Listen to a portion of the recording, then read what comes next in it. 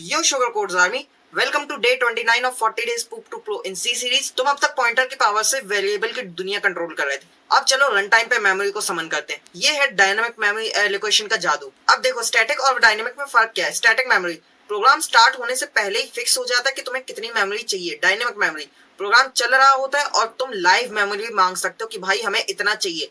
Just like वैसे ही कि मैं शॉर्ट अपलोड करता हूँ तो मैं तुम्हारे डाउट पहले से ही क्लियर करके भेजता हूँ, लेकिन जब मैं लाइव जाता हूँ तो तुम अपने डाउट लाइव मुझसे पूछ सकते हो और मैं तुरंत सॉल्व कर सकता हूँ। ये कब काम आता है? जब तुम्हें डेटा साइज ना पता हो, वेरिएबल लेंथ हो एरे की और रन टाइम पे रिसाइज करना हो। अब जल्दी से इसके फंक्शंस देख लेते हैं। सबसे पहले आता है malloc। सबसे पहले आएगा ptr जो तुम्हारा पॉइंटर बताएगा। इज इक्वल्स में टाइप और एस्ट्रिक डाल दो, ये तुम्हारा बता देगा किस डेटा टाइप का चाहिए। malloc डालो और साइज डाल दो कितना चाहिए। ये एक मेमोरी का सिंगल ब्लॉक तुम्हें दे देगा। इस पे डिफॉल्ट वैल्यू गार्बेज ही जाती है, इसीलिए इसको इनिशियलाइज करने के बाद इसमें नल पॉइंटर सेव कर देना। भाई पॉइंटर मिला, वैल्यू सेट करी, काम खत्म, फ्री कर दिया। इसके बाद आता है CLOC, क्लीन एंड एलोकेट। अब जब तुम्हें मल्टीपल ब्लॉक चाहिए हो, इसके लिए यूज होता है। इसको डिफाइन कैसे करते हैं? अपना वेरिएबल डालो, उसके बाद टाइप कास्ट करो, CLOC यूज करो। पहला जाएगा कि तुम्हें कितने ब्लॉक चाहिए और दूसरा जाएगा किस साइज के ब्लॉक चाहिए। ये यूज होता है मल्टीपल ब्लॉक्स के लिए और इसकी डिफॉल्ट वैल्यू 0 ही जाती है। इसके बाद आता है रीअलॉक। ये रिसाइज करता है एग्जिस्टिंग मेमोरी को, मतलब तुम्हारा पुराना डेटा भी सेफ रहता है, नया डेटा भी तुम डाल सकते हो। जस्ट लाइक दिस स्निपेट, हमने malloc यूज किया, 2 एलिमेंट पहले से ही डाल दिए। उसके बाद रीअलॉक यूज किया, साइज बढ़ाया, अगले 2 एड्रेसेस पे भी एलिमेंट सेव कर दिए, फॉर लूप चलाया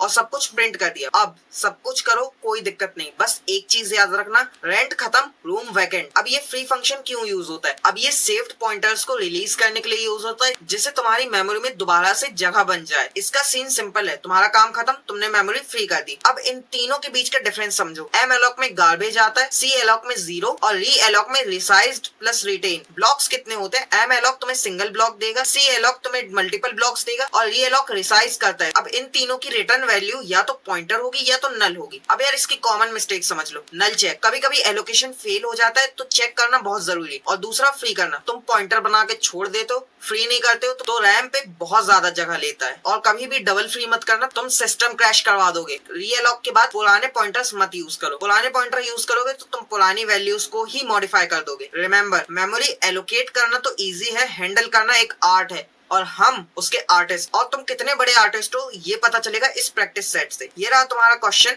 और ये रहे तुम्हारे ऑप्शंस। अगर तुमने वीडियो अच्छे से देखी है तो तुम बन गए रन टाइम के उस्ताद। बात गंभीर है, दोबारा से देखो। नोट्स के PDF चाहिए तो ज्वाइन करो मेरा WhatsApp channel, link is pinned in the bio. Till then code hard, debug harder. Peace out, sugar codes army.